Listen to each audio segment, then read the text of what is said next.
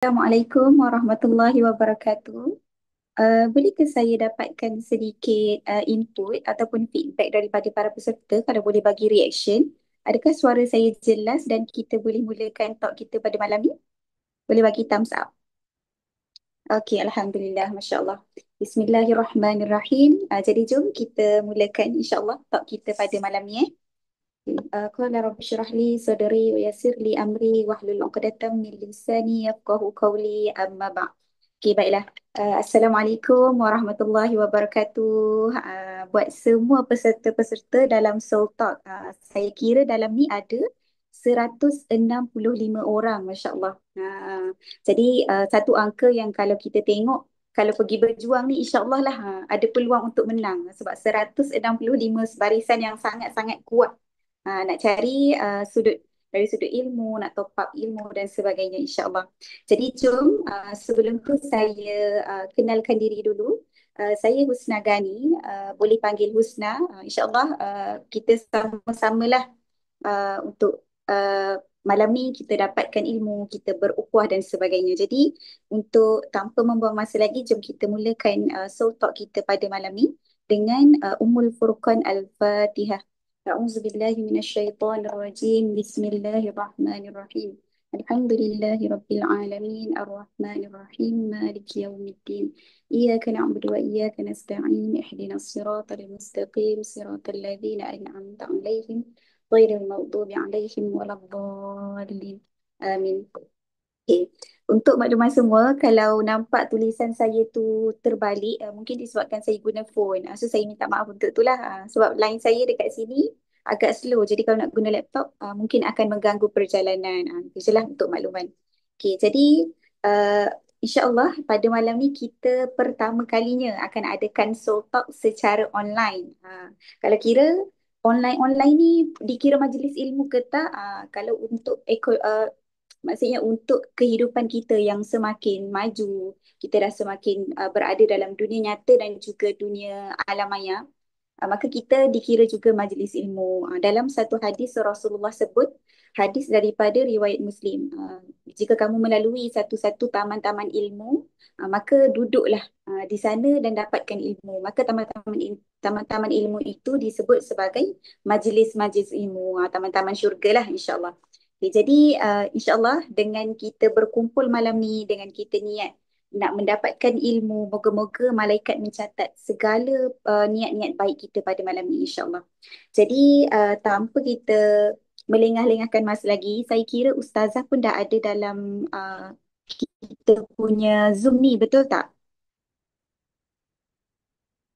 Okey, betul. Ustazah pun dah masuk. Jadi kita ucapkan ahlan wa sahlan kepada panel kita, Ustazah Nazirah Abu Bakar. Masya Allah, satu figura yang semua orang kenal lah, dengan petah berbicaranya, dengan pembawakan yang sangat-sangat mesra dengan apa? Dengan penonton dan sebagainya. Jadi insya-Allah ahlan wa sahlan Ustazah saya ucapkan dan semoga perkongsian ustazah pada malam ni memberi manfaat. Tajuk kita pada malam ni, saya suka tajuk ni, hijrah hati, dari redha kepada bahagia. Saya awal-awal ingatkan, oh dari sedih kepada bahagia, rupanya dari redha kepada bahagia. Kadang orang kata, oh aku dah redha, tapi kenapa masih tak tenang, kenapa masih tak bahagia? So malam ni ustazah akan kupas secara mendalam dari sudut topik hijrah hati dari redha ke bahagia. Cuma kalau saya boleh sentuh sedikit, bagaimana kalau kita tengok penghijrahan Rasulullah kan, daripada Mekah ke bumi Madinah. Kenapa perlu ada penghijrahan? Kerana satu-satu tempat kita tak boleh duduk terlalu lama. Kita perlu buat satu transformasi. Kita perlu buat satu anjakan paradigma ataupun kita kena buat satu perpindahan ke arah yang lebih baik. Jadi inilah yang kita nak belajar ataupun kita nak kupas berkenaan dengan hijrah. Kenapa kita perlu berhijrah? Hati kita ni kena ada daripada redha kepada bahagia. Daripada sedih nak redha dulu macam mana? Daripada redha nak bahagia macam mana? So yang ni Ustazah akan kupas insya-Allah pada malam ni. Jadi jom antara adab-adab yang kita boleh sama-sama buat untuk malam ni adalah yang pertama, boleh sediakan buku nota. Macam saya ni pun ada buku nota dan juga pen untuk kita catat lah. Sebab Imam Syafi'i kata ilmu ni kalau tidak dicatat maka dia seperti binatang, dia kena ikat barulah dia kukuh dalam hati kita dan juga ingatan kita. So Kita bukan Imam Syafi'i kan yang kita boleh dobit ilmu dengan hanya dengar. So insyaAllah dengan kita menulis lebih bermanfaat lah dan lebih kita ingat ilmu tu insyaAllah. Okay, yang kedua kita cari tempat yang sedikit tenang. Kalau mungkin ada ibu-ibu dekat sini yang ada anak-anak kecil, tak ada masalah pun. Mungkin kalau suami boleh tolong jagakan, Alhamdulillah sangat baik. Ataupun kalau anak-anak duduk kat tepi pun tak ada masalah. Cuma ibulah kena tenang-tenang sikit. Jangan sambil-sambil masak sambil-sambil ni. Takut tak tenang macam tu. Okay, yang ketiga boleh betulkan niat. Betulkan niat lah. Ya Allah, malam ni memang saya nak dapat ilmu. Saya nak tenangkan hati. Saya nak sucikan hati. Kenapa hati ni gelisah ya Allah? Malam ni lah kita akan dapat jawapan insya-Allah.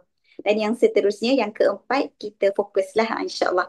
Semoga ilmu malam ni bukan hanya untuk kita, tapi kita boleh selepas sahaja live ni kita boleh kongsikan kepada orang lain lagi ilmu-ilmu ni insya-Allah.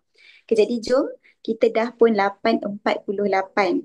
Okay, jadi saya serahkan majlis kepada Ustazah. Tapi sebelum tu untuk makluman semua, kita tak open untuk mic kepada semualah. Jadi kalau lepas ni hujung-hujung nanti kita akan beri peluang untuk Q&A. Jadi masa tu baru saya akan beri peluang untuk buka mic. So masa tu boleh dah ready-ready soalan. So dengar dulu Ustazah nak kupas apa. Kemudian kalau ada soalan baru kita ajukan. Jadi insyaAllah tanpa melengahkan masa lagi, Ustazah dah ready ke? InsyaAllah. Okey, ahlan Ustazah. Ustazah sihat? Alhamdulillah. Okey, jadi insyaAllah jom kita serahkan majlis kepada Ustazah Nazirah Abu Bakar. InsyaAllah. Bismillah. Baik, Bismillah wassalatu ala Rasulillah. Allahumma salli ala Sayyidina Muhammad wa ala ali Sayyidina Muhammad. Qala rabbi shrah li sadri wa yassir li amri wahlul 'uqdatam min lisani yafqahu qawli. سبحانك لا علم لنا إلا ما علمتنا إنك أنت العليم الحكيم ولا حول ولا قوة إلا بالله العلي العظيم اللهم أمين أما بعد. Assalamualaikum warahmatullahi wabarakatuh pada semua sahabat-sahabat. Terima kasih pertamanya pada adinda saya, Adik Husna, Masya Allah. Dia ni, sekenal saya dengan dia ni memang petah orangnya. Tak sangka pula malam ni dia jadi host, Masya Allah. Tapi begitulah orang berbakat ni, kita tak payah cerita banyak. Kecil-kecil dah pandai lah. Ni orang kata apa? Buai laju-laju, sampai cucur atap. Yang namanya Husna ni kan, berbaju biru. Iya, gedak baju biru tu. Belum tumbuh gigi dah pandai baca kitab. Masya Allah. Baik. Alhamdulillah. Terima kasih semua. Nama-nama yang saya tengok pada senarai peserta ni adalah nama-nama yang sangat dekat di hati saya. Ada yang bersama-sama saya dengan Soul Travel. Kita ke Padang. Masya Allah. Mana game Padang? Lambai sikit. Kemudian ada sahabat-sahabat saya daripada TikTok. Saya perasan ada orang-orang yang pernah WhatsApp-WhatsApp dengan saya. Dan ada sebahagian. Kakak saya pun saya rasa dah masuk dah ni. Kak Zah saya, Masya Allah. Semua yang bersama dengan saya pada malam ni. Tim Sofia Rose. Kemudian, oh Kak Rahila kita pun ada. Kak Ila kita, Masya Allah. Apa nama ni, tim Ajwa Bakery. Dan malam ni saya nak ajak semua untuk kita memulakan malam kita ini. Kak Bintu pun ada, Alhamdulillah, ni geng Bangi belakang ni. Okey, kalau semua dah ready, insyaAllah. Sebab saya tak pernah masuk Zoom yang orang lain, tak nampak muka orang lain, nampak muka saya seorang je. Kelas betul malam ni. Orang lain semua tak boleh buka suara. Kalau tidak kan, baru nak cakap sikit ada orang sana, sini, sana kan. Tapi maknanya hebat. Rustia boleh set malam ni. Saya seorang je cakap je kerana mic ni saya punya suka hati saya nak cakap sampai pukul berapa. Okey, baik. Pertamanya, um, Masya Allah, Tabarakallah. Sebelum saya pergi dengan lebih jauh lagi, saya nak ajak semua untuk kita memulakan majlis kita malam ni, insyaAllah, dengan kita membacakan umul kitab Al-Fatihah. Pertamanya untuk kita hadiahkan kepada almarhum ayah kepada Kak Ana kita. Saya rasa sebahagian besar dalam ni adalah orang-orang yang kenal Kak Ana kita. Kan Nurhana Osman. Kak Ana kita. Kalau tim yang sama-sama pergi travel ke Padang hari tu, mesti kenal dengan Kak Ana ni. Petang tadi ayahnya meninggal dunia. sempat tadi Alhamdulillah kebetulan rumah saya dengan rumah dia dekat. Jadi saya pun pisat tadi sekadar nak menyantuni Kak Ana. Kita ni orang perempuan kadang-kadang boleh peluk sikit tak apa dah. Kak Dahlia pun dah sampai dan lain-lain geng kawan sedang on the way insyaAllah. Kita doakan mudah-mudahan Allah memberikan keampunan kepada ayahandanya, diampunkan dosa, diberikan kelapangan apa nama alam barzakh, berada dalam liang lahat, dan kita doakan moga-moga almarhum masuk syurga tanpa dihisab. Amin insya-Allah. Cuma yang sangat menggembirakan tadi, masya-Allah, wajah ayah Kak Ana putih. Kalau saya gitu kita tengok tu kita senang hati. Jadi kita doakan insya-Allah rezeki Kak Ana sempat balik untuk bertemu dengan ayah, jumpa ayah sat, lepas tu ayah meninggal dunia. Jadi ini bahagian masing-masing. Jadi malam ni mungkin tajuk redha itu kita nak belajar daripada orang yang kehilangan ini. Mungkin patutnya yang paling sesuai nak berbicara malam ni sudah tentu saya yakin Kak Ana lah. Redha pada kehilangan, erti redha pada perkara yang kita tidak suka, kita tidak ingini. Mana-mana anak-anak, the moment yang paling ditakuti adalah kehilangan ibu dan ayah. Jadi malam ni jom sama-sama kita doakan umul kita untuk arwah ayah Kak Ana, dan juga kita hadiahkan kepada diri kita sendiri yang walaupun hidup tapi kadang-kadang seolah-olah hati kita sudah mati. Yang hidup tapi kadang-kadang semangat itu seolah-olahnya sudah mati. Jadi sama-sama kita mulakan dengan umul kitab Al-Fatihah. أعوذ بالله من الشيطان الرجيم. بسم الله الرحمن الرحيم. الحمد لله رب العالمين. الرحمن الرحيم. مالك يوم الدين. إياك نعبد وإياك نستعين. اهدنا الصراط المستقيم. صراط الذين أنعمت عليهم غير المغضوب عليهم ولا الضالين. آمين. Baik, mudah-mudahan kita doakan dalam ujian yang melanda keluarga Kak Hana, Allah gantikan dengan pahala dan Allah gantikan dengan sesuatu yang lebih baik. Amin insya-Allah. Baik. Pertamanya, sahabat-sahabat yang dikasihi dan dirahmati Allah Subhanahu wa taala, berbicara tentang redha, cerita tentang redha ni kita tidaklah nak serius-serius sangat pun. Pertama sebab dah malam. Yang kedua sebab masing-masing dah penat. Penat badan, penat fizikal, dan masing-masing barangkali dah penat dah untuk belajar tentang redha pun. Jadi malam ni yang saya nak kongsi ni bukan apa yang Ustazah nak sebut, tidak. Bukan Ustazah tu yang terpaling redha, tidak. Bukan tentang saya yang yang lebih mengetahui daripada sahabat-sahabat semua, tidak, jauh sama sekali. Saya juga masih dalam perjuangan untuk kita membawa masuk redha dalam kehidupan kita. Jadi malam ni yang saya nak kongsi, kita nak tengok bagaimana Al-Quran tinggalkan kepada kita pesan. Kita nak tengok bagaimana cara Nabi SAW membawa redha dalam kehidupan kita, sehingga akhirnya redha bukan sekadar pasrah tanpa pilihan, tapi redha itu adalah dengan hati yang merendah diri.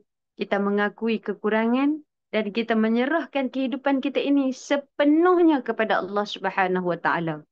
Redha bermakna sabar dalam ujian, ikhlas dalam penerimaan, dan kita tawakal pada harapan kita kepada Allah Subhanahu wa taala. Jadi sebab itu, nak memahami tentang redha ni, saya suka nak sebut gini. Ada orang kadang-kadang ditanya, "Ustazah, redha ni apa dia?" Kan? Redha ni bila kita nak menerima pada perkara-perkara yang kita tidak gembira, pada perkara yang kita terluka. Dan ada dalam kalangan kita ni yang sedang dalam fasa perceraian. Saya ada nama-nama yang saya kenal. Ada yang bukan orang biasa-biasa, orang yang amat luar biasa. Gajinya dah besar, tapi begitu ujian Allah Subhanahu Wa Taala datang, dia tak kira orang kaya, orang miskin. Dia tak kira dah kahwin ke belum. Dia tak kira kita ni, siapa pun kita, semua sama pada pandangan Allah Ta'ala. Allah Ta'ala kata, hidup ni, bila aku yang punya, aku berhak untuk beri bagaimanapun pada hamba-hambaku mengikut kehendakku. Jadi sebab itu pertama, kita nak faham tentang redha ni. Redha ni pada benda yang kita tak suka, ya, pada benda yang kita tak gembira, bagaimana kita nak bawa dia menjadi pintu masuk untuk kita dapat bahagia. Ini tajuk kita malam ni. Sebab ada orang, ya, tanpa redha, bahagia dia tu hanya macam fata morgana, kata orang bijak pandai. Fata morgana ni apa dia? Nampak macam ada, tapi tak ada apa sebenarnya. Fata morgana ni apa dia? Waktu panas yang terik, kita nampak macam bayang-bayang air. Tapi bila kita pi, rupa-rupanya bukan air pun. Tapi dia hanya macam wap yang macam air. Kita pi tengok, hilang. Ini yang ulama sebut, Quran ajar pada kita, redha adalah pintu masuk kepada bahagia yang hakiki. Macam mana nak bahagia yang hakiki? Kita akan jumpa sekejap lagi. Sebab apa? Sebab dengan redha ini, ya, datanglah ujian macam mana pun kita akan tenang. Ya, datanglah ujian macam mana pun hati kita akan penuh dengan kesyukuran. Datanglah ujian macam mana pun akhirnya kita akan redha dengan ketentuan bila hati merasakan ini semua hak Allah, lalu Allah berhak untuk buat apa saja. Maka sebab itu saya suka yang pertama nak ajak semua yang sedang duduk bersama dengan saya pada malam ni, mungkin ada yang sedang bergelut dengan anak di belakang skrin, mungkin ada yang sedang bertenang-tenang bersendirian, mungkin ada yang dah penat badan, dah dekat pukul 9 dah ni kan. Lalu mari kita sama-sama mulakan begini. Pertama, kita sebut nak faham tentang redha ni. Redha ni dia macam ni. Redha ni adalah perjuangan sampai sepanjang hayat. Redha ni ada masa kita semangat, kita baik, datang ikhlas, datang redha. Tapi datang masa ujian keikhlasan kita itu teruji, maka akhirnya redha ni kadang-kadang digantikan dengan kehampaan. Lalu cara bagaimana Al-Quran ajarkan kepada kita, mari kita mulakan pertama, kita bawa redha dengan iman dan keyakinan. Redha kepada Allah mesti yang pertama melalui jalan iman dan keyakinan. Semua orang sedang dapat ujian. Ada orang Allah uji dengan anak. Ada orang sedang melalui beratnya kehilangan. Macam Kak Ana tadi. Saya pergi tengok Kak Ana tu kan rasa macam, ya Allah, pasal saya ada mak ayah lagi. Jadi bila membayangkan detik yang semua kita takut. Kan kehilangan orang yang tersayang ni, pada saya ini dia akan jadi beban yang akan dibawa menjadi rindu sepanjang hayat. Nah, tapi kita sebut bagaimana redha itu dipimpin oleh iman. Maka kita mulakan pertama, Allah Ta'ala sebut, وَلَنَبْلُوَنَّكُمْ بِشَيْءٍ مِّنَ الْخَوْفِ وَالْجُوعِ وَنَقْصٍ مِّنَ الْأَمْوَالِ وَالْأَنفُسِ وَالثَّمَرَاتِ وَبَشِّرِ الصَّابِرِينَ. Pertama, iman. Daripada Al-Quran, pimpin kita kena yakin, kena percaya bila Allah uji, maka itulah kadar yang terbaik untuk kita. Bila Allah yang bagi, Allah sebut, Allah tak pernah tinggal orang-orang yang sabar. Wabashiris sabirin. Beri khabar gembira kepada orang yang sabar. Orang yang meyakini hidup dia ni bertuhan, maka dalam kepala dia di setiap kali dia dapat ujian, ada hikmah yang tersembunyi. Mesti ada sebab kenapa Allah menjadikan takdir hidup aku begini. Mesti ada sebab kenapa di sini kita diposisikan. Mesti ada sebab kenapa orang ini menjadi orang yang Allah pasangkan dengan kita untuk kita teruskan kehidupan. Mesti ada sebab kenapa di sini Allah meletakkan kita pada jalan yang salah sebelum hari ini kita kembali bertemu dengan laluan yang betul. Lalu akhirnya, redha itu yang pertama mesti dipandu dengan iman dan keyakinan kepada Allah Subhanahu Wa Taala. Di mana iman dan keyakinan itu diambil? Daripada Al-Quran. Sebab itu, selama kita rasa payah nak redha, tak apa, take your time. Selama kita rasa susah nak redha ni, maka kat mana Quran kata, banyakkan membaca Al-Quran. Banyakkan membaca Al-Quran. Semakin kita rasa payah kita nak sabar. Semakin kita rasa payah kita nak reda. Semakin kita rasa payahnya kita nak ikhlas ni. Tak apa, takes your time. Tapi Quran kata jangan tinggal Quran. Baca Quran. Lalu bila kita baca, Quran kata apa? Fa'fu wasfahu. Quran kata, berilah kemaafan ni. Bila hati susah nak reda tu sebab apa? Sebab kita bawa beban. Beban apa? Beban susah nak maafkan orang. Beban sebab apa? Sebab orang kecewakan hati kita. Orang buat kita terluka. Orang buat kita hampa. Lalu Quran kata apa? Berikan kemaafan. Sebab apa berikan kemaafan? Tidakkah kalian suka Allah nak berikan keampunan pada orang-orang yang memberikan kemaafan? Subhanallah. Baca ayat ni, kalau kita baca terjemahan, yang terluka, yang kecewa, yang hampa, yang susah sangat nak bagi kemaafan pada orang. Akhirnya, ayat inilah yang akan mendatangkan ketenangan. Aku bagi kemaafan pada orang, Allah nak ampun dosaku. 40 tahun hidup banyaknya dosa. Dengan kita memberikan kemaafan pada ujian yang Allah Ta'ala datangkan, Quran kata Allah tawar jalan nak ampun dosa. Kalau Quran berbicara pun kita tak yakin, maknanya ya, yang bermasalah itu bukan orang lain, tapi hati kita sendiri untuk kita bawa masuk redha sebab baca Al-Quran pun tidak memberikan makna. Jadi sebab itu redha ini, yang kita kata apa?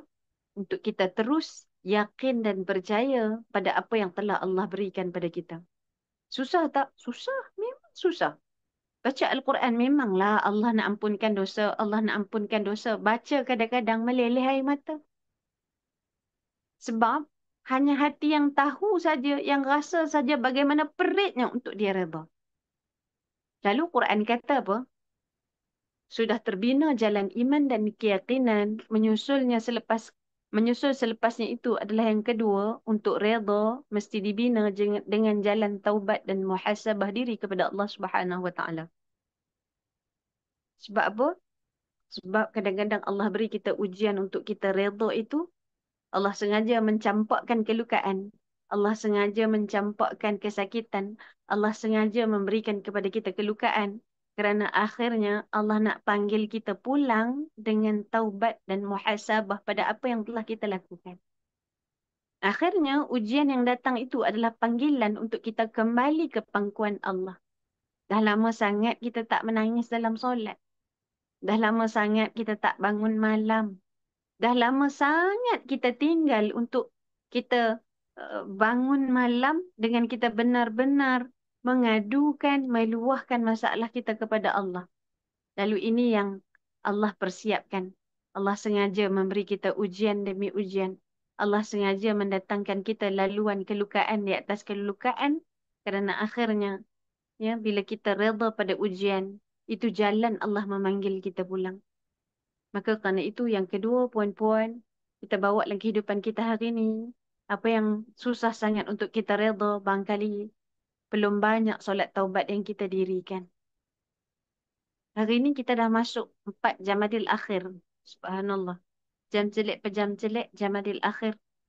Rajab, Sya'ban, Ramadan. 3 hari, 3 bulan lagi kita bakal bertemu dengan Ramadan. Pejam celik kita akan sampai ke bulan yang Allah janjikan keampunan. Pejam celik setahun Allah pinjamkan kepada kita apa yang telah kita lakukan. 2025 sudah hampir berlalu. Setahun Tuhan pinjamkan umur. Apa yang sudah kita lakukan? Hampir 350 hari sudah Allah, hampir 340 hari sudah Allah pinjamkan kepada kita. Apa yang sudah kita lakukan? Tuhan bagi kita umur 41, Tuhan bagi kita umur 50. Kita masih menyebut kita susah nak redha. Barangkali taubat kita masih kurang. Maka kerana itu, membawa diri kita untuk kita belajar redha secara perlahan-lahan. Berhati sekejap. Bila kali terakhir kita sembahyang taubat? Tengok seketika. Bila kali terakhir dengan kita sembahyang, kita minta dengan Allah, wahai Allah, bantu aku untuk aku redha dengan ujian ini, wahai Allah. Wahai Allah, bantu aku untuk ikhlas pada apa yang sedang kau beri, wahai Allah. Wahai Allah, bantu aku, wahai Allah, untuk aku menghilang dan merawat kelukaan aku, wahai Allah. Dalam solat taubat yang kita dirikan. Bila kali terakhir kita bangun taubat dengan benar-benar taubat? Bila kali terakhir kita taubat dalam keadaan kita rasa, ya Allah, terlalu jauh aku daripada jalan-Mu, wahai Allah. Kita nak kita bahagia. Kita nak kita gembira. Kita nak kita dapat semua yang kita inginkan. Tapi kita terlupa pada jalan taubat yang sedang Allah nanti-nantikan setiap malam. Allah tunggu mana hambaku. Mana hambaku. Tapi kita masih lagi tenggelam dengan selimut yang tebal. Kita masih lagi seronok tidur di bawah aircon yang sejuk. Sehingga akhirnya kita tak belajar pada kehidupan kita ini. Begitu banyak Allah beri, beri dan beri. Tapi akhirnya tak berjaya untuk bawa kita benar-benar kembali pada Allah. Malam ni puan-puan kita duduk seketika hari Rabu dan nak habis dah minggu ni. Minggu ni kalau tanya solat 5 waktu daripada hari Ahad sampai hari Rabu. Ahad sampai Rabu ni puan-puan, Ahad, Isnin, Selasa, Rabu 4 hari. 4 kali 5 waktu, 20 waktu yang sudah berlalu, berapa kali kita dah solat benar-benar di awal waktu. Kita komplain hati kita susah nak redha. Kita komplain kita rasa payah nak ikhlas. Kita komplain kita kata banyaknya ujian dalam kehidupan ini. Maka kita tanya pada diri kita malam ni, sesudah 20 waktu yang Allah Ta'ala pinjam dan beri, apa yang sudah kita berikan kepada Allah pada solat yang kita dirikan. Sebab itu, yang kita sebut redha ni bukan sekadar, aku redha, tidak. Tapi redha ni apa dia? Redha ini adalah dengan cara kita mengambil hikmah, membersihkan hati, memperbaiki diri, dan kita mendekati ilahi. Sebab itu, yang kedua, nak menjemput redha mesti dengan jalan taubat. Akhirnya taubat yang akan menyebabkan kita redha, mulut diam tanpa bicara. Aku redha, wahai Allah. Bukan sekadar dengan kata-kata. Redha dengan sujud yang terakhir, wahai Allah. Aku benar-benar terluka, wahai Allah. Tapi aku yakin dan percaya pada apa yang sudah Engkau tentukan ini, wahai Allah. Tidak ada sesuatu pun melainkan Engkau akan datangkan hikmah. Selesai. Itulah redha yang dipungut bila kita sujud kepada Allah. Itulah redha yang kita dapati dengan jalan taubat dan muhasabah diri. So, itu yang kedua, ya, puan-puan, kita sebut pada perjuangan redha yang kita cuba cari selama ini. Ya, kita dah dapat 2 perkara. Yang pertama tadi kita sebut melalui iman dan keyakinan. Yang kedua, pada taubat yang kita dirikan. Jauh lagi nak pergi ni. Tapi pada permasalahan taubat ni pun terlalu banyak yang perlu kita bincangkan. Hari ini kita sebut, ada orang dia kata dia redha dengan makna menyerah. Islam ajar kepada kita, redha bukan bermaksud kita menyerah kalah, tapi kita menyerah dengan keyakinan, kita bekerja dengan sabar, dan kita membina kehidupan dengan hikmah. Ini yang Nabi SAW ajarkan kepada kita. Redha dengan taubat itu, di setiap langkahan kita tak tinggal Allah. Kita letak Allah kat mana? Selawat. Satu hari, berapa kali kita selawat, puan-puan? Qabliyah ba'diyah. Sibuk kita kerja dunia. Zikir kita. Bila kita sempat, baru kita baca. Solat on time. Jauh lagi nak dapat catatan full marksnya. Ya? Maka kerana itu, malam ini, kita nak belajar, puan-puan, dengan 2 perkara tadi, macam mana kita nak transformasi hati kita daripada sabar kepada syukur. Macam mana kita nak bawa dalam kehidupan kita supaya sabar itu dapat datang sebagai jambatan redha. Kerana hari ini kesabaran bukan hanya menahan diri, tapi sabar tu bagaimana? Sabar sambil beramal. Wahai Allah, aku usaha untuk redha, wahai Allah. Bantu aku ya Allah dengan ibadah yang aku lakukan. Sabar itu sambil berdoa, wahai Allah. Aku yakin dan percaya Engkau sedang memberikan yang terbaik untukku, wahai Allah. Aku terluka selama ini, wahai Allah. Aku kecewa selama ini, wahai Allah. Aku memberi dengan berharap orang akan mengembalikan semula. Maka inilah bentuk sabar sambil berdoa. Sabar sambil berharap pada janji Allah Subhanahu wa taala. Maka sebagaimana diuji, sabar itu manis kata ulama dan kesabaran itu akhirnya melahirkan keteguhan. Ini yang kita sebut sabar tak terpisah dengan redha. Sabar itu tak terpisah dengan syukur. Bagaimana sabar itu diperolehi? Mesti dengan cara kita latih hati. Sabar mesti dilatih. Syukur mesti dilatih. Melalui cara yang bagaimana ulama ajar. Nak latih hati kita untuk sabar dan syukur melalui jalan tafakkur dia panggil. Tafakkur ni apa dia? Duduk sekejap. Duduk sekejap malam ni. Cuba senarai tengok nikmat Tuhan bagi kat kita. Kita nak. Tuhan bagi kita nak. Tuhan, kita nak suami. Tuhan bagi kita suami. Kita nak bekerja. Tuhan bagi kita gaji yang banyak. Tuhan bagi kita perniagaan yang menjadi-jadi. Tuhan, kita nak sihat. Tuhan bagi kita kesihatan yang baik. Betapa Allah itu tak pernah pun sekali lupa. Allah tak pernah alpa nak sayang pada diri kita ni puan-puan. Apa Tuhan tak bagi? Tuhan bagi semua. Tuhan bagi kita ni kawan yang baik. Tuhan bagi kepada kita kehidupan yang baik-baik. Tu pun jarang-jarang kita nampak. Yang kita nampak apa yang susah dan yang payah belaka-belaka. Maka kerana itu malam ni saya nak ajak semua sebelum kita tidur sekejap lagi. Bukan sekarang, kejap lagi. Nak tidur malam nanti kan? Cuba ambil telefon, nak ambil pen dengan buku. Kadang tak rajin. Ambil pen dengan pen. Ambil apa nama telefon, buka dekat notes tu, kat nota tu. Cuba cuba list tengok apa benda Tuhan bagi. Kalau dicatat satu persatu, malu kita semayang tak on time. Kalau kita tulis apa nikmat yang Tuhan bagi, malu kita hari kita berlalu tanpa baca Al-Quran. Kalau kita tengok balik senarai ni, patutnya kita kena rasa malu kita. Apa yang memberatkan badan kita untuk kita bangun tahajud? Apa yang memayahkan kita untuk kita menangis di hadapan Allah? Apa yang menyebabkan kita ni rasa susah sangat untuk kita buat amal dalam keadaan banyaknya nikmat yang sedang Tuhan beri. Kerana itu Quran sebut, فَأَمَّا بِنِعْمَةِ رَبِّكَ فَحَدِّثْ. Nikmat Allah ni sebut. Ya Allah, Engkau bagi aku rumah, ya Allah. Ya Allah, Engkau bagi aku macam-macam benda. Ini dia panggil tafakkur seketika.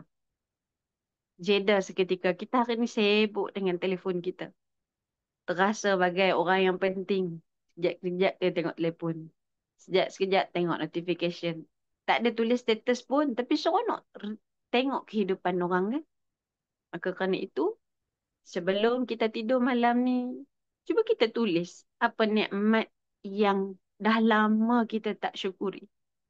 Orang lain, Allah hilangkan ayahnya. Kita masih lagi ada ayah atas dunia.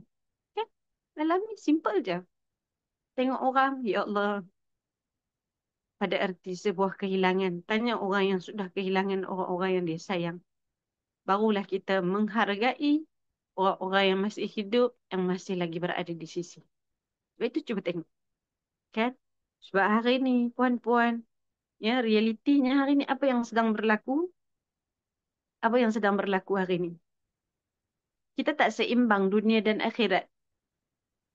Ya, ada orang, walaupun dia sibuk, walaupun dia penat, dia bahagia. Macam kita dengan anak-anak kita kan.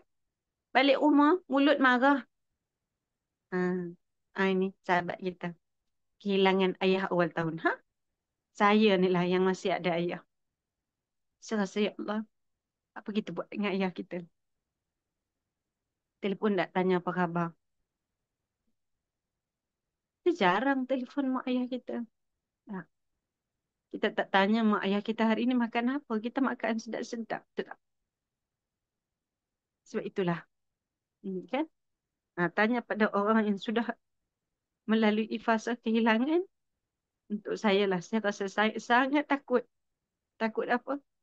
Takut tiba-tiba dapat panggilan. Orang yang kita sayang sudah pun tidak lagi bersama dengan kita. Itu kan bentuk-bentuk ketakutan. Betul tak? Okey, mari kita tengok. Hari ini, ya, kita nak, tadi kita sebut macam mana kita nak tukar, kita nak bawa, ya, kita nak bawa kehidupan kita ni daripada sabar kepada syukur, sehingga akhirnya sampai ke titik redha. Macam mana kita nak menikmati? Taremak saya mati satu Ramadan bulan. Ha, Masya Allah, sahabat kita. Wahana ni. Nanti kan? Ha, Kak Ji, Masya Allah. Ha, orang-orang yang sudah melalui fasa kehilangan, dia redha, tapi rindu itu tetap tidak hilang. Betul tak? Okey. Mari kita tengok. Macam mana kita nak bawa kehidupan kita hari ni, puan-puan. Walaupun kita sibuk, walaupun kita penat, walaupun kita terluka, tapi kita masih menikmati kebahagiaan hidup kita. Sebab hari ni, ramai orang perempuan. Ya, dia bergelut dengan tanggungjawab rumah. Kita ada kerja. Kita masih bergelut dengan anak. Kita masih, apa nama? Kita masih bergelut dengan masyarakat, dengan jiran kita, dengan kawan kita. Sampai kadang-kadang kita rasa letih, kita rasa tertekan dan kita rasa hilang arah. Maka ini yang ulama ajarkan pada kita. Ini juga yang Al-Quran ajarkan pada kita. Bahagia ni bukan bila kita bebas daripada beban, tak. Tak, ada orang hidup dia tak ada beban pun. Tapi dia tak bahagia. Bahagia ni bila kita niatkan segala yang kita lalui pada kehidupan ini lillahi ta'ala. Dan ini yang Quran sebut. Wabashiris sabirin. Beri khabar gembira kepada orang yang sabar. Siapa orang yang sabar? Alladzina idza asabathum musibah. Qalu inna lillahi wa inna ilaihi raji'un. Orang yang sabar ni apa? Yang bila dia dapat benda yang dia tak suka, dia kembali memulangkan kepada Allah Azza wa Jalla. Sebab itu, bila kita rasa berada di titik yang aku tak suka lah macam ni, akhirnya Quran ajar pada kita apa? Pulangkan kepada Allah. Kalimahnya itu apa? Inna lillahi wa inna ilaihi raji'un.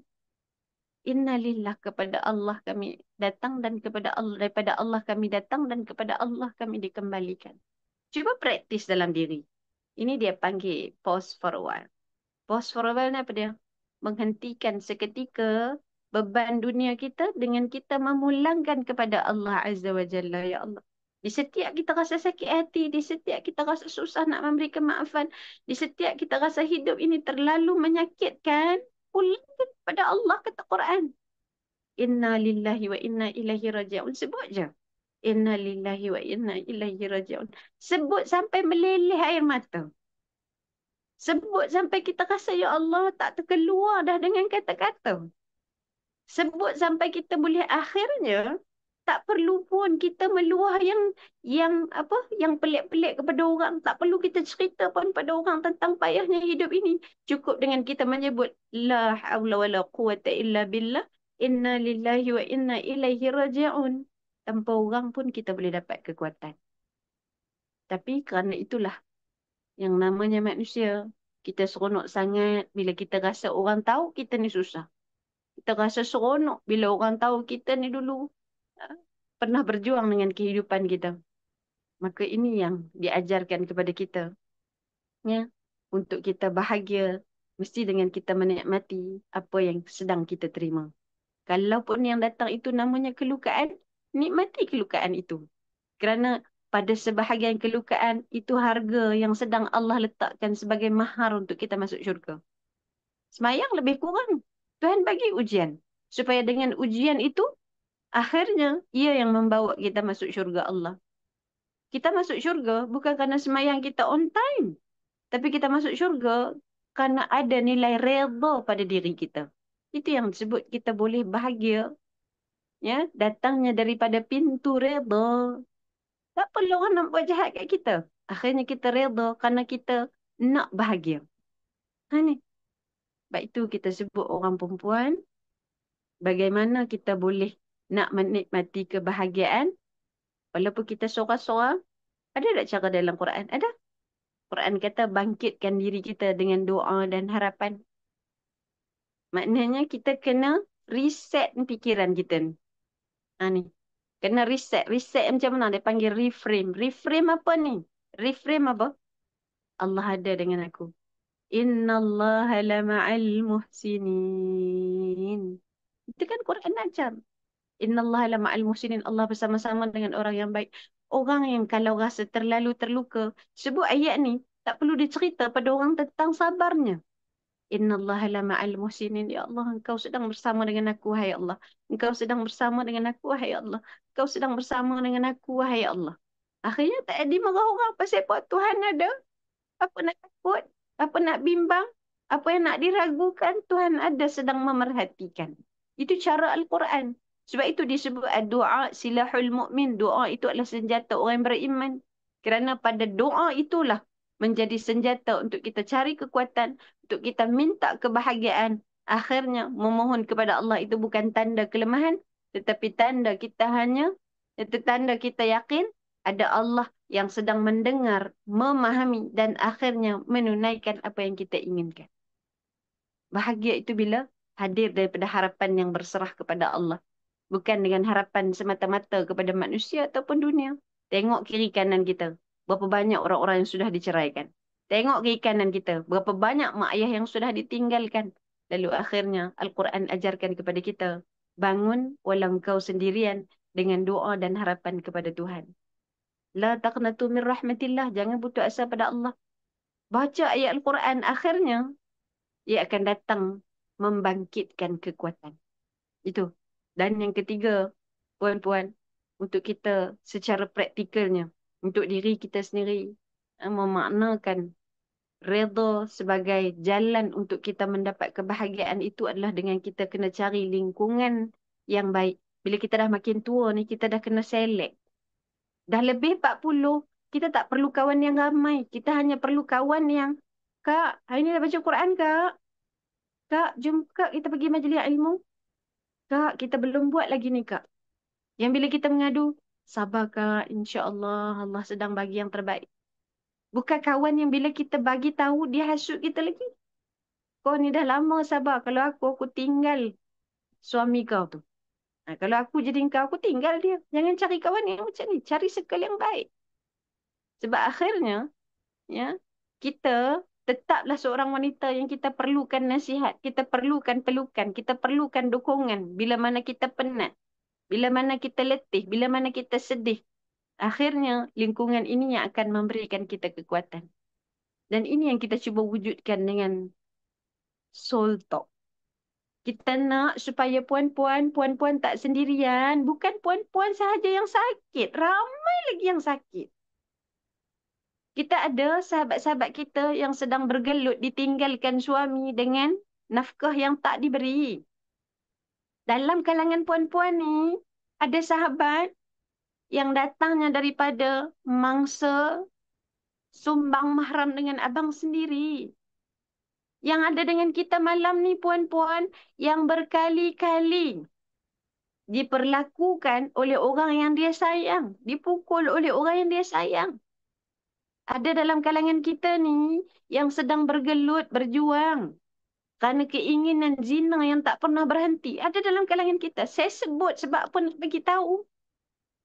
Perjuangan untuk kita dapatkan redha Allah Subhanahu Wa Taala itu terlalu panjang. Dan kalau kita rasa kita susah, ada yang lagi susah daripada kita. Sebab itu bila kita ada lingkungan, kita tengok orang, ya Allah, apalah sangat masalah aku ni. Apalah sangat musibah yang Allah beri pada aku. Ada orang yang lagi teruk daripada kita. Ada yang suami tinggal. Ada yang anaknya meninggal. Sebab itu, ya, bila ada lingkungan yang baik-baik ini, kita nak supaya lingkungan ini yang saling menyokong kita dalam iman. Ini orang yang akan menegakkan kita bila kita bengkok. Ini kawan-kawan yang akan sama-sama menggenggam tangan kita sampai kita masuk ke syurga. Maka kerana itu, ya, kena jaga lingkungan kita. Bangkitkan kehidupan kita ini untuk kita dapat kebahagiaan dunia akhirat dengan kita memasakkan dalam kepala, kita pasak dalam kepala kita ni doa dan harapan kepada Allah Subhanahu Wa Taala dan cari lingkungan yang betul, insya-Allah. Kita akan tahu kadang-kadang Tuhan bagi kita ujian suami, tapi Tuhan tak tinggal kita dengan memberikan kita sahabat yang baik. Malam ni, tag sahabat baik kita. Aku sayang kau. Semoga kita masuk syurga sama-sama. Ini kawan syurga kita. Macam Kak Ila dengan Kak Bintu. Ni dia best friend. InsyaAllah ni kawan-kawan masuk syurga sama-sama. Ya? Kita nak macam ni. Seronoknya membayangkan masuk syurga Allah. Tapi macam mana nak bayang? Terlalu banyak dosa yang kita lakukan. Macam nak bayang masuk syurga Allah? Orang selalu sebut kan, membayangkan nak masuk syurga Allah dalam keadaan nak sembahyang taubat hari-hari pun susah.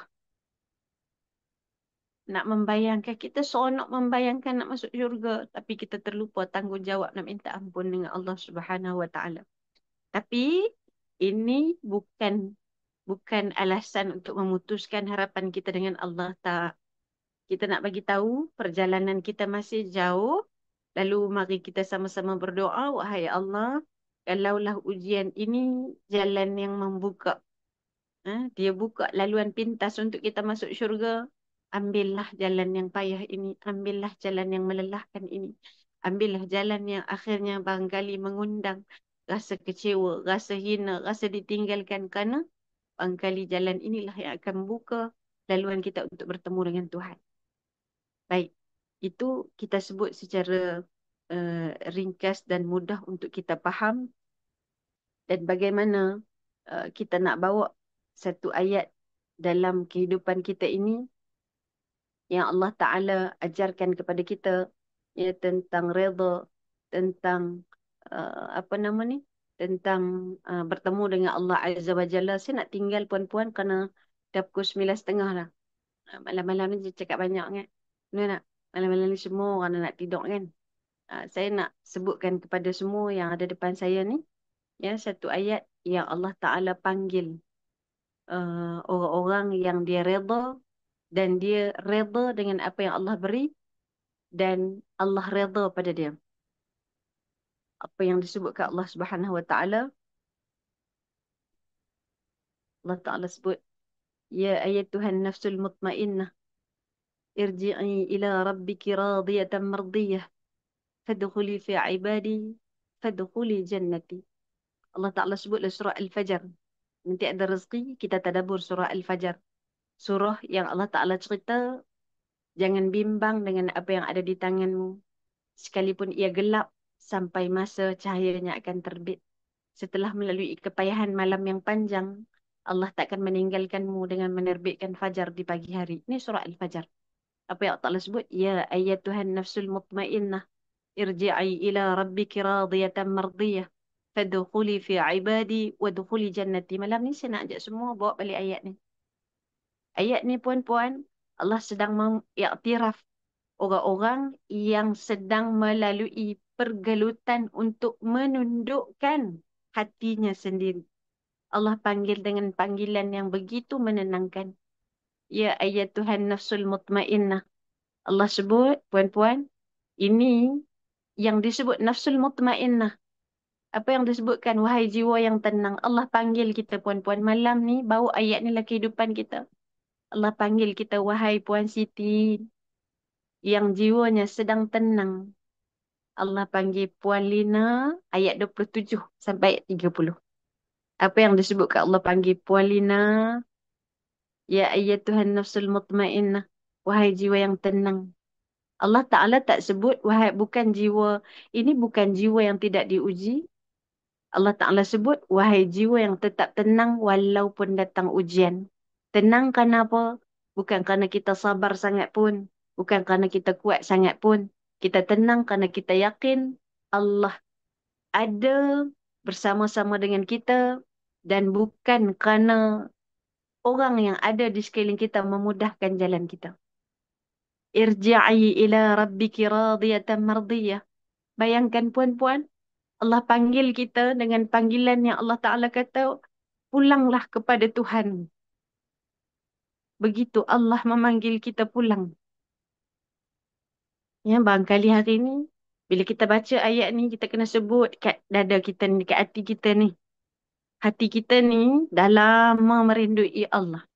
Hati kita ni, dia tahu dunia ini bukan tempat tinggal, tapi ia sekadar tempat untuk kita meninggal. Bila kita baca ayat ni, inilah hati orang yang bila dia pulang kepada Allah, dia pulang dengan nafsul mutmainnah. Hatinya tidak terikat dengan dunia, tapi dia memegang apa yang ada di tangan sebagai amanah. Radiyatan mardiyah. Inilah kemuncak manusia. Dia redha dengan ketentuan Allah dan Allah pula redha dengannya. Tak semua orang akan sampai ke tahap ni. Sebab apa? Nak sampai kepada titik radiyatan mardiyah, itu perlu mujahadah yang amat kuat. Itu perlu istiqamah dalam masa yang sangat panjang. Dan itu perlu kepada cinta yang amat tulus kepada Allah Subhanahu Wa Taala. Maka balasannya apa? Disebutkan kata ulama, akan dibuka dua pintu besar. Yang pertama, masuk dalam golongan hamba Allah yang disebut sebagai hamba pilihan. Dan yang kedua, masuk ke dalam syurga Allah tanpa ragu-ragu. Kerana bahagia bagi jiwa mutmainnah itu dia tidak bermula nanti bila dia masuk syurga, tidak. Tapi orang yang atas dunia, hatinya sudah redha dengan Allah Subhanahu Wa Taala. Apa ciri-ciri jiwa mutmainnah? Pertama, dia tenang dalam ujian. Yang kedua, dia redha menerima tanpa protes, tanpa menyalahkan sesiapa. Yang ketiga, dia syukur. Nikmat kecil dirasakan besar. Nikmat besar menjadi amanah yang mesti diperhatikan. Yang keempat, dia tawakal dengan Allah Subhanahu Wa Taala. Ikhtiar sedaya upaya. Dia pasrah dengan hasil. Ya, yang kelima, dia berpegang pada Al-Quran dan Sunnah. Karena akhirnya yang melapangkan hati bukan dengan orang memberikan kepada kita balasan. Yang melapangkan hati bukan dengan apa yang kita ingin orang kabulkan. Tapi lapangnya hati itu bila kita benar-benar patuh pada apa yang telah Allah Ta'ala perintahkan. Dan akhir sekali, ya, ciri-ciri jiwa mutmainnah itu apa? Bila cintanya kepada Allah melebihi cintanya kepada dunia. Zuhur pukul 1 suku.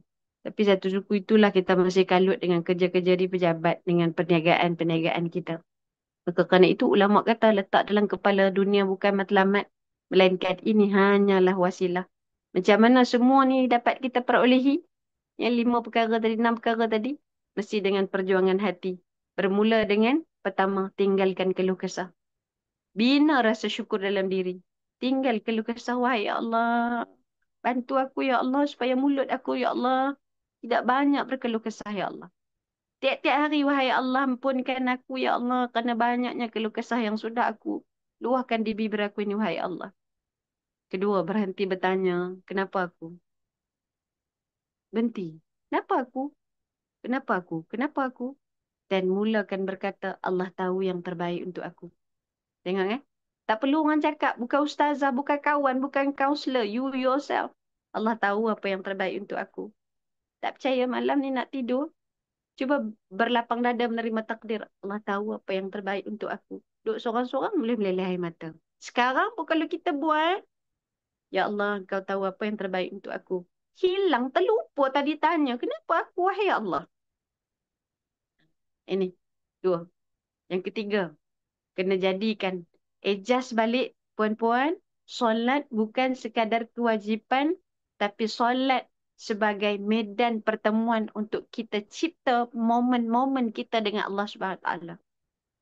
Kita tak mau semayang sekadar wajib, nak menyempurnakan kewajipan. Kerana kita disebutkan orang Islam, ya, kita bersih daripada hadas, ya, kita tidak gila, lalu ia datang sebagai kewajipan. Kita tak nak. Kita nak solat ini, akhirnya di solat itulah. Pada subuhnya, pada zuhurnya, pada asarnya, pada maghribnya, pada aisyaknya, seawal daripada buka mata sehinggalah malamnya memejamkan mata. Itu semua kehidupannya dipulangkan kepada Allah Subhanahu Wa Taala. Ya Allah, daripada zuhur aku menantikan Engkau, wahai Allah, bertemu denganmu pada waktu asar. Rezekikan aku, wahai Allah, untuk aku kembali bertemu denganmu pada waktu maghrib. Solat kita, Isyak tadi, wahai Allah, terima kasih kerana memberikan aku rezeki untuk solat Isyak. Rezekikan aku lagi, wahai Allah, untuk aku kembali bertemumu di waktu subuh. Ini puan-puan membina kenikmatan pada solat yang kita dirikan. Kalau rasa dah lama kita tak nangis, payah saya kita menangis. Menangis depan Allah walau kita perlu paksa. Kita menangis. Barangkali yang pertama itu bukan kerana dosa. Tapi mengenangkan, ya Allah, apa yang kerah sangat hati aku ini di hadapan Engkau, wahai Allah. Zikir tidak lagi semata datang sebagai sebutan. tetapi sebagai lafaz hembusan yang kita baca untuk kita menghidupkan semula hati kita. Maka kerana itu, ini jalan-jalan untuk kita buat dengan perjuangan hati, kerana orang yang mutmainnah disebutkan tidak mudah untuk kehilangan bahagia. Ya, kerana bahagia bukan ada pada keadaan, tapi ada pada kedekatan dengan Tuhan. Bahagia bukan dengan kita terima segala-galanya, tapi bahagia itu bila dia merasakan Allah adalah segala-galanya. Tanya pada orang yang kaya, duit banyak, belum tentu bahagia. Tinggal satu dunia asalkan Allah tidak meninggalkannya. Ini yang disebut oleh Nabi Sallallahu Alaihi Wasallam. Tentang redha, Nabi ajarkan pada kita pada perjalanan balik daripada Taif bersandar di sebatang pohon, apa yang disebutkan oleh Nabi Sallallahu Alaihi Wasallam. Allahumma anta rabbi. Ya Allah, Engkaulah Tuhanku. Pada siapa patut Engkau serahkan diri aku ini, wahai Allah? Penduduk Taif tidak menerima. Penduduk Makkah sudah lama menyakiti. Kalaulah jalan ini menyebabkan Engkau redha kepadaku, wahai Allah. Ilahi anta matlubi wa ridhaka. Ilahi anta maqsudi wa ridhaka matlubi. Ya Allah, aku hanya inginkan ridha Engkau, wahai Allah. Dan aku hanya inginkan, wahai Allah, dengan apa yang Kau berikan itu, akhirnya membaikkan aku. Ini apa yang telah Nabi SAW ungkapkan. Ya, maka kerana itu, kita sebutkan di penghujung ini, puan-puan, inilah akhirnya redha kita itu adalah dengan kita nak bawa set diri kita malam ni. Kita nak jadi orang yang ada mutmainnah, orang yang hatinya itu tenang. Inilah destinasi perjalanan rohani kita. Ya, saat hati kita mula berhenti melawan takdir, saat hati kita sudah mula berjalan seiring dengan apa yang telah Allah Ta'ala tetapkan, kata Ibnu Qayyim Al-Jauzi, redha adalah pintu paling besar untuk kita menuju kepada ketenangan. Siapa yang redha, maka dia akan bahagia sekalipun dia tidak memiliki apa-apa. Maka kita sebut, redha bukan sekadar pilihan, tapi redha adalah kemenangan terbesar jiwa yang mencintai Tuhan. Maka saya doakan semua yang ada depan saya ini, dalam perjalanan redha yang amat panjang, kadang tak terluah, kadang terlalu menyakitkan, maka pulangkan kepada Allah, bangkitkan qiyam, bawa kembali Al-Quran supaya keyakinan itu kembali terbina bahawa semuanya ini datangnya daripada Allah Subhanahu Wa Taala. Bila kita, seluruh kehidupan kita ini Allah yang punya, lalu apalah yang kita nak keluhkan, kelukaan apalah yang kita nak aduhkan, kerana akhirnya bila Allah yang memberi, Allah tak pernah gagal dalam memberikan perhatian. Allah datangkan ujian, tapi Allah tak pernah meninggalkan. Hanya yang tinggal bakinya apa? Kita yang meninggal Allah Subhanahu Wa Taala. Kita tinggal Allah. Kita abaikan Allah. Kita ingat Allah bila saat datangnya ujian. Maka kerana itu, kita minta dengan Allah Subhanahu Wa Taala, wahai Allah, malam ini kami sedang belajar untuk redha, wahai Allah. Malam ini kami sedang cuba mempertahankan kesabaran kami, wahai Allah. Malam ni sebelum tidur, bisik pada diri, ya Allah, kalaulah kepayahan untuk aku redha ini jalan untuk aku mendapat keampunan untukmu, ya Allah, bantu aku, ya Allah, untuk aku berjuang dengan perasaan redha ini. Minta dengan Allah, wahai Allah, yang kadang manusia tak tahu, wahai Allah, aku tahu Engkau yang paling memerhatikan. Bila ada Allah yang memerhatikan, lalu tidak adalah kelukaan yang akan menyebabkan tidak datangnya redha kita pada kehidupan. InsyaAllah, dengan hati yang tenang, perlahan-lahan kembali memulangkan kepada Tuhan. InsyaAllah, moga-moga Allah pertemukan kita dengan jalan-jalan yang akhirnya kita balik di hadapan Allah.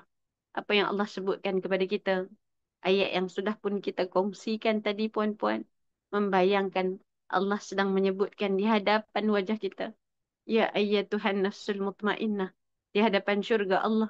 Allah memanggil kita, wahai jiwa yang tenang, irji'i ila rabbiki radiyatan mardiyah, Kembalilah engkau kepada Tuhanmu dalam keadaan engkau redha dan diredai oleh Allah. Fadkhuli fi ibadi, masuklah bersama-sama dengan hamba-Ku. Wadkhuli jannati, masuklah ke dalam syurgaku. Orang yang redha, Allah sedang memanggil dia untuk masuk ke syurga. Siapa yang sedang redha, barangkali yang sedang berada bersama-sama dengan saya. Perjalanan redha kita ini ke mana? Nak menuju kepada Allah Subhanahu wa taala. Ke mana? Nak masuk syurga. Untuk apa masuk syurga? Nak tengok wajah Allah Azza wa Jalla. Untuk apa perlu kita lihat wajah Allah? Orang yang melihat wajah Allah disebutkan ulama, hilang segala kepenatan, hilang segala kelelahan, berbaloi-baloi untuk kesakitan dan kehampaan yang telah pun dilalui di atas jalan di atas dunia ini. Saya doakan insya-Allah semua yang sedang bersama dengan kita, dan saya yakin dan percaya bukan kita tidak redha, hanya kadang-kadang takdir yang tidak memberikan yang terbaik kepada kita. Lalu hari ini, kalau ada yang masih sedang berjuang dengan redha, semoga Allah bantu kita. Allah bantu kita insya-Allah, Allah bantu kita. Moga-moga dalam perjuangan yang panjang dan perit ini, Allah memberikan kepada kita nafsul mutmainnah, hati yang tenang, dada yang lapang untuk kita capai ke muncak kebahagiaan insya-Allah. Jadi Insya tak usah sebut Allah. sekadar insya-Allah, kerana adinda saya Husna sudah pun senyum. Senyum kerana bahagia ataupun senyum kerana dah habis masa, itu hanya Tuhan punya badan saja yang tahu. Jadi sebelum saya berhenti, saya serahkan kembali kepada adinda saya. Silakan, Dek. Masya Allah, jazakallahu khairan Ustazah atas segala perkongsian. Masya Allah, saya rasa kalau buku saya ni dah 2 buku surat Ustazah. Walaupun kita kata 1 jam tu sikat, tapi ilmu yang Ustazah bagi sangatlah padat. Kalau boleh saya sentuh sikit. Alhamdulillah Ustazah, Ustazah ada sebut bahawa redha ni yang pertamanya, kita kena bawa redha ni dengan iman dan juga keyakinan. Dan yang kedua Ustazah kata, redha ni dia mesti bersertakan sabar dan juga syukur. So tak ada dua dua input ni tak dikatakan redha. Dan yang ketiga Ustazah sebut carilah lingkungan yang baik. Saya suka kalau boleh saya highlightkan 1 poin. Saya suka sangat bila Ustazah sebut ujian tu kadang-kadang itulah yang membawa kita kepada Tuhan.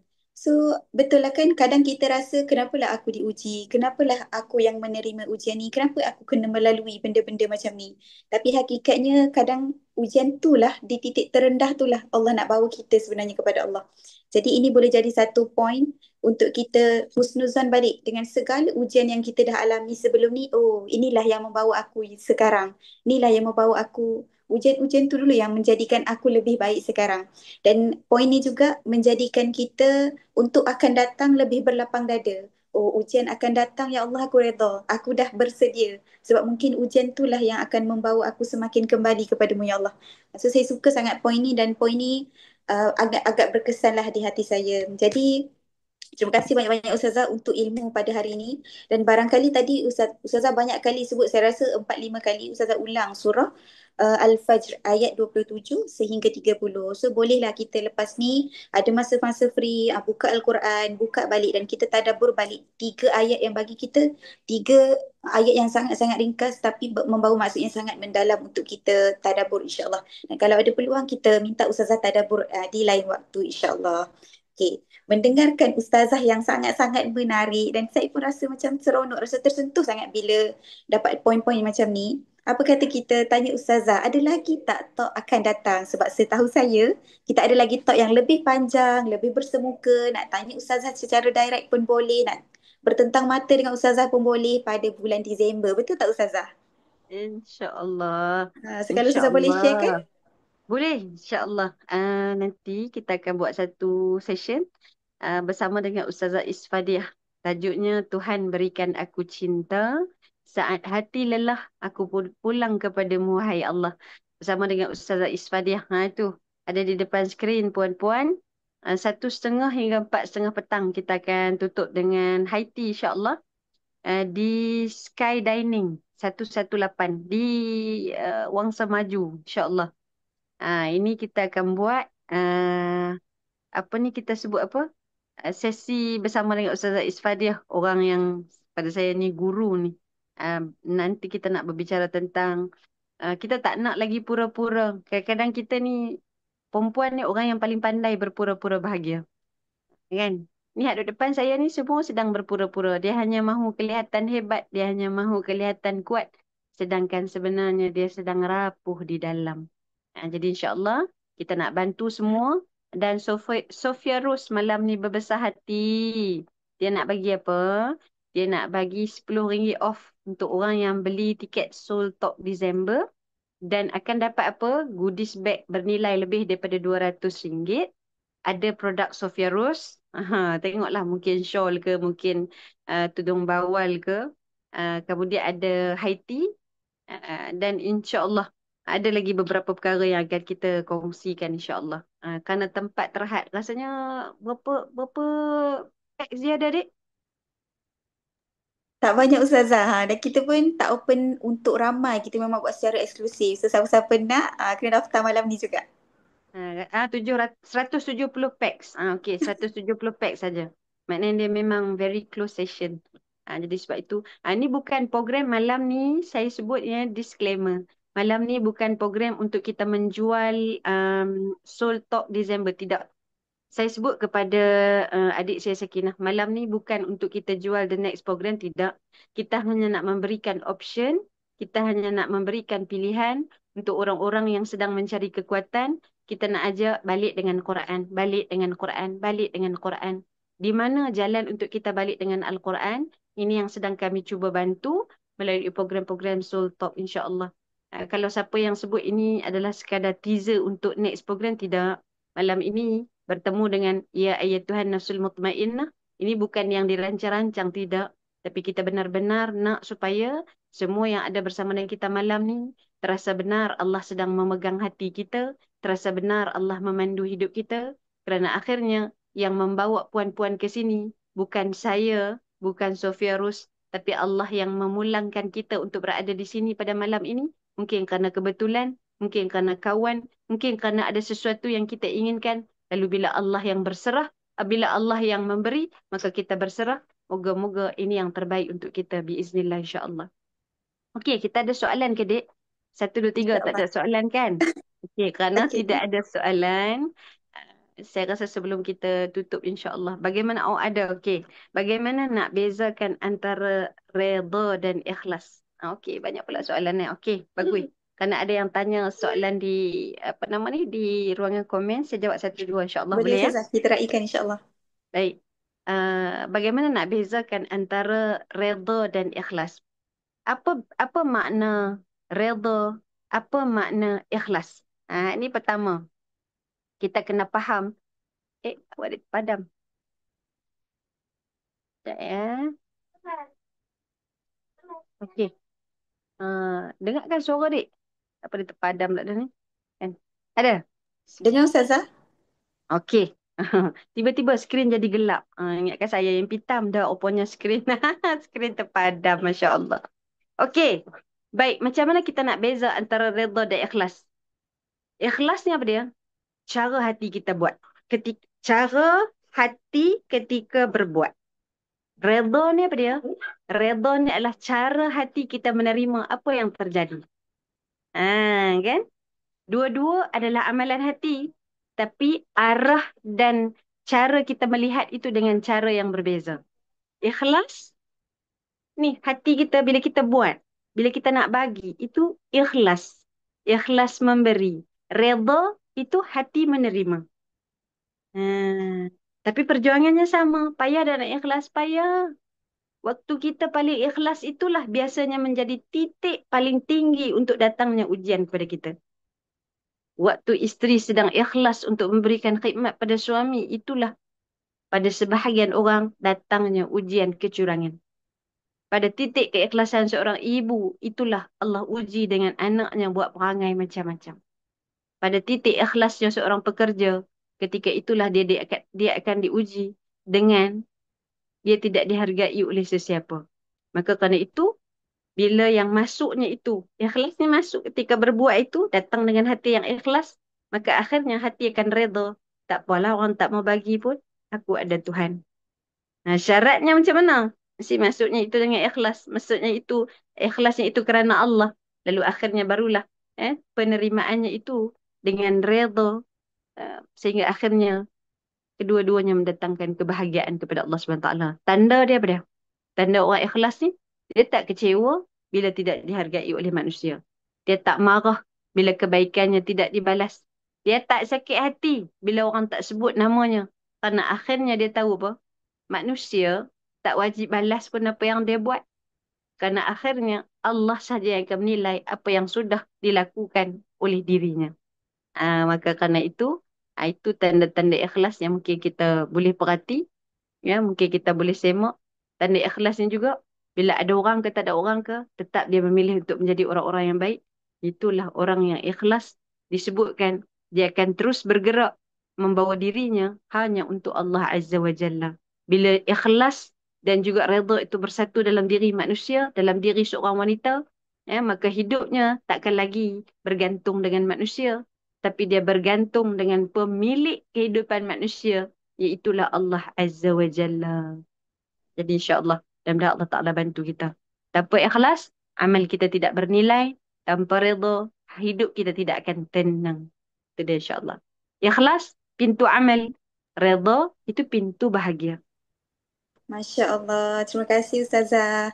Saya suka bila Ustazah kata, Ustazah disclaimer awal-awal kan, program malam ni bukanlah teaser untuk program akan datang. Tapi hakikatnya mungkin Allah dah pilih dah seorang-seorang tu antara kita ni. Allah kata mungkin nasihat ini malam ni memang untuk kau, so aku jemput. Mungkin itulah yang terbaik untuk kita insyaAllah. Tapi 1 jam belum cukup Ustazah. So insyaAllah untuk siapa-siapa yang berminat, boleh je untuk daftar di dalam grup. Kita akan letak link dan juga poster untuk hebahan. So siapa yang berminat untuk daftar, semoga kita jumpa lagi lah. Akan datang insya-Allah. Jadi InsyaAllah. terima kasih. Ada satu lagi soalan, Dik. Boleh ke Boleh, sikit boleh lagi? Ustazah, boleh. Okey, tak akhir sebelum kita tutup sikit dengan kita doa, saya nak santuni juga sahabat kita Puan Amirah bagaimana nak reda dengan perubahan hidup selepas menjadi ibu, kurang masa untuk diri, ibadah tak sempurna dan selalu rasa terkejar-kejar. Baik, pertama, kita sebut nak terima ni dengan hati yang reda. Siapa kata menjadi ibu itu mengurangkan ibadah kita? Tidak. Pada solat yang tak sempat didirikan di awal waktu kerana kita menguruskan anak, pada Al-Quran yang tak sempat dibaca kerana kita khidmat pada suami, itu semua nilainya ibadah di sisi Allah Subhanahu Wa Taala. Hidup kita ni, Quran kata semuanya akan tepat pada masanya. Sekarang Tuhan bagi kita sibuk dengan anak, sampai masa Tuhan akan sibukkan kita dengan ibadah. Terpulang akhirnya adalah bagaimana kita membawa kehidupan kita dengan nikmat yang sedang Tuhan berikan. Tengok anak hari ni, nikmat menguruskan anak. Itu akan menghilangkan rasa terbeban. Tengok ada suami hari ni, nikmat untuk berkhidmat. Itu akan memadamkan perasaan. Tidak dipandang oleh orang. Akhirnya, ya, hidup dengan ikhlas. Kerana Allah Subhanahu Wa Taala beri tanpa berharap. Berharap, berkhidmat tanpa meletakkan syarat. Inilah pintu untuk membawa kita bertemu dengan Allah Azza wa Jalla. Jadi insyaAllah, jangan siapa-siapa ni bangkali mak muda kan. Mak muda ni nak menerima fasa-fasa, tak apa. Take your time. Kadang-kadang untuk kita berjalan melangkah pergi dengan lebih jauh, itu kita kena perlahan-lahan, jangan drastik. InsyaAllah, mudah-mudahan Allah bantu. Berjalan dengan keyakinan ada Allah yang sedang memerhatikan, ada Allah yang tidak pernah meninggalkan. InsyaAllah perlahan-lahan kita akan terima. Ini bahagian pinggan kita insyaAllah. Jadi saya rasa cukup sekadar tu. Terima kasih sekali lagi pada semua yang bersama dengan kita. Sebelum kita berhenti, saya nak ajak semua malam ni, kita nak sama-sama pasal saya rasa ada orang yang barangkali ada benda yang tak selesai. Mari kita tarik nafas dulu sama-sama. Saya nak ajak semua, dia panggil teknik pernafasan Jepun ni. Okey, kita tarik nafas dulu. Tarik nafas. 1, 2, 3, 4, 5, 6, 7. Tahan. 1, 2, 3, 4. Lepas. Kuk mulut. Sampai habis. Okey, kita tarik sekali lagi. Tarik. Tahan 4 second. Lepas. Tarik lagi sekali. Tarik nafas. Tahan. Lepas. Astaghfirullahalazim. Astaghfirullahalazim. Astaghfirullahalazim. أعوذ بالله من الشيطان الرجيم. بسم الله الرحمن الرحيم. الحمد لله رب العالمين، والصلاة والسلام على أشرف الأنبياء والمرسلين وعلى آله وصحبه أجمعين. اللهم اغفر لنا ذنوبنا ولوالدينا وارحمهم كما ربونا صغارا، ولجميع المسلمين والمسلمات والمؤمنين والمؤمنات الأحياء منهم الأموات. Ya Allah, Tuhan yang Maha Pemurah, di malam yang penuh dengan keberkahan ini, ya Allah, kami datang kepadamu, wahai Allah, dengan hati yang letih ini, wahai Allah, dengan jiwa yang sedang mencari arah ini, ya Allah, dengan rindu yang telah lama terpendam kepadamu, wahai Allah. Maka bantulah kami, ya Allah, dalam perjalanan hayat yang panjang ini, ya Allah. Berilah kekuatan kepada kami untuk kami perbaiki diri kami, ya Allah. Berikanlah kepada kami kekuatan untuk kami perbaiki ahli keluarga kami, ya Allah. Ya Allah, seringkali kami cuba tersenyum di hadapan manusia, sedangkan hati kami menangis hanya Engkau yang Maha mengetahui. Kami belajar untuk kuat, wahai Allah, tapi hakikat sebenarnya Engkaulah yang menjadi kekuatan hati kami. Kami sedang cuba untuk kami redha, wahai Allah, tetapi akhirnya, ya Allah, hanya Engkaulah yang mampu menurunkan rasa redha itu di dalam jiwa kami, ya Allah. Ya Allah, jika selama ini kami salah dalam memahami takdir, ampunkanlah kami, wahai Allah. Jika selama ini kami selalu bertanya, kenapa aku, wahai Allah? Sedangkan sepatutnya kami berkata, ya Allah, pilihkan yang terbaik untuk kami, ya Allah. Lembutkanlah hati kami, ya Allah. Jernihkanlah fikiran kami, ya Allah. Tenangkanlah jiwa-jiwa kami, ya Allah. Ya Allah, kurniakanlah kepada kami hati yang reda, ya Allah. Reda pada apa yang telah Engkau ambil. Reda pada apa yang belum Engkau beri.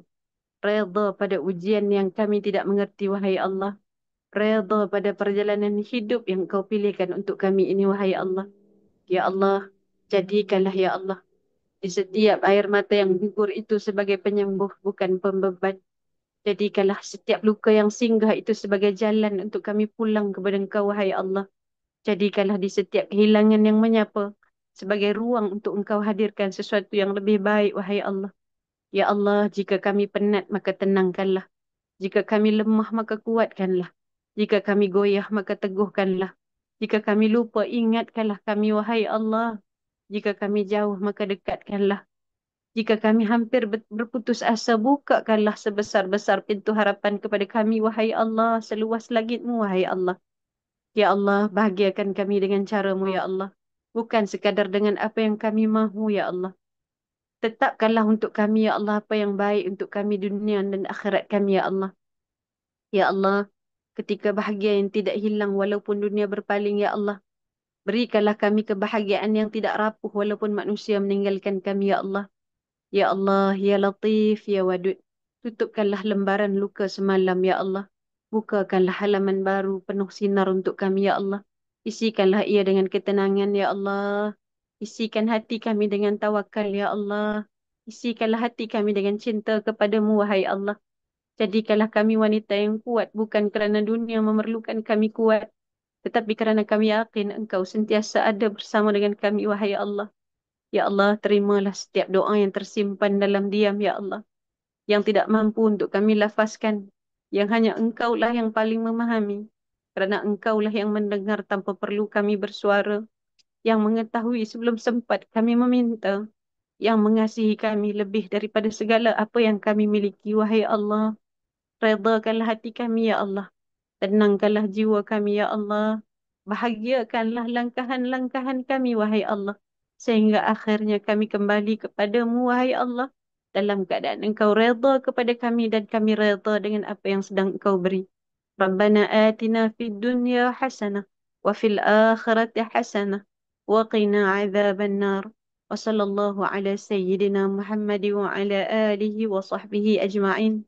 Subhana rabbika rabbil izzati amma yasifun. وسلام على المرسلين والحمد لله رب العالمين. Taqabbalallahu minna wa minkum. Terima kasih semua, banyak umur murah rezeki. Semoga Allah mempertemukan kita lagi. Ikan keli, ikan puyuh, berkali-kali sultak, berkali-kali I say I love you. Wallahu a'lam. Assalamualaikum warahmatullahi wabarakatuh. Waalaikumsalam warahmatullahi wabarakatuh. Jadi insya-Allah berakhirnya Ustazah punya perkongsian dan juga doa tadi, maka berakhirlah majlis kita pada hari ini. Kalau kita tengok, kita mungkin tak biasa dengan webinar yang macam ni, Zoom yang tak boleh buka kamera dan sebagainya. Dan Alhamdulillah sangat-sangat sebab uh, atas tim teknikal yang sangat-sangat perform, maka berjalan lancar majlis kita pada hari ini. Jadi Ustaz, saya ucapkan terima kasih kepada Bi Ana Quran.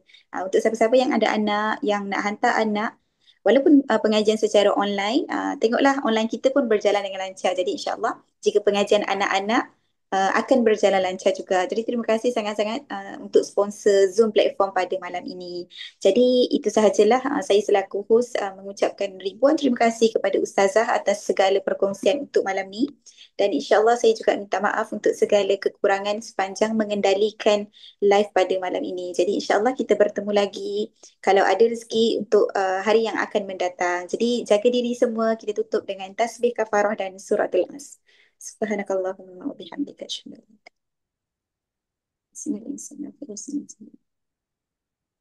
illa anta. Baik semua. Assalamualaikum. Salam. Terima kasih semua. Assalamualaikum.